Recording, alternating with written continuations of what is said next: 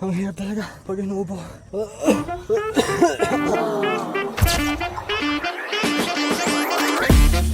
So, hi! It's your Neil.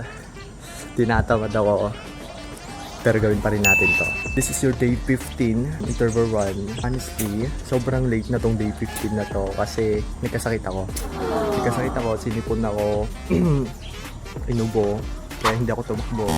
Kasi ayoko mas lumala pa siya. Pero ngayon, medyo okay na. May ubo pa rin, pero kahit na try ko itong tumakbo. Interval 1, ang pinaka-program niya is 10 minutes na warm-up jog, 800 meters na sprint, tapos 3 minutes na rest, tapos 4 times yun, and then 10 minutes na cool down. Talagang check ko pa muna. Kasi may ubo pa ako, hindi ko pa sure kung kaya ko pang itono-todo talaga. Baka mamaya mabinat. So, itry pa rin natin. Whew. Let's go. We start na.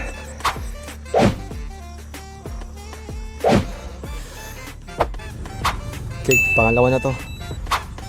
Okay.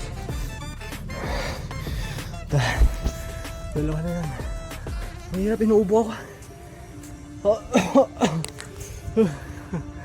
Let's go. Dalawa na lang.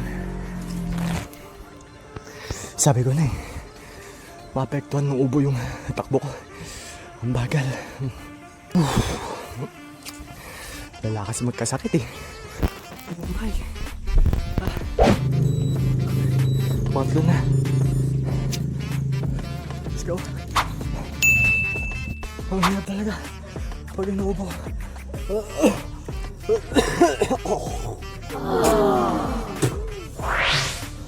Apat. Let's go. Tangin na.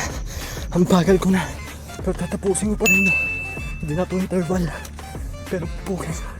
Gago. Tatapusin ko na. Defense cool down na lang. Pinilit ko na talaga sa last. Hirap pag may ubo. Hirap kung bawat takbo, takol. Pero tapos na. Let's go. So we are done and yun yung ating interval run. And aminado ako, sobrang hindi siya naging interval run na rin yung parang binagalan ko na kasi pakto tong ubo na to. Ang sakit kasi bawat takbo ko, tumatakol ako. Oh my. Pero okay lang yun, tinapos pa rin natin. Ang importante yung mindset na tinapos natin. Ayan, so ito yung resulta. Ayan, okay na ako dyan. Basta yung mindset na nandun na parang kahit parang nagbabagal na ako, sinasabi na ng utak ko na sumuko ka na, nilabad ko pa rin kahit sobrang sabihin na natin mabagal na for interval run. So ayun. So it's your Neil reminding you, memento mori, ito yung dahilan kung ba't ko ginagawa itong bagay na to. At sana kayo din gawin nyo yung mga bagay na kabubuti nyo nang walang sinasaktan at tinapakan na tao. So let's go.